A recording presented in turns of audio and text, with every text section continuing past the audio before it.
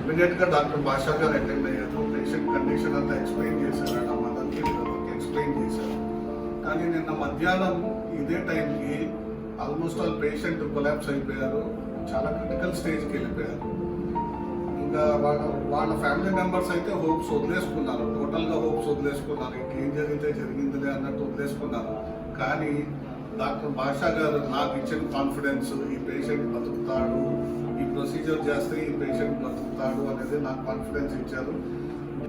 చాలా critical condition ఉన్న పేషెంట్ని స్టెబిలైజ్ చేశారు. సో మనందరం ఒకసారి డాక్టర్ గారికి ఒకసారి మనం మనస్ఫూర్తిగా ఒకసారి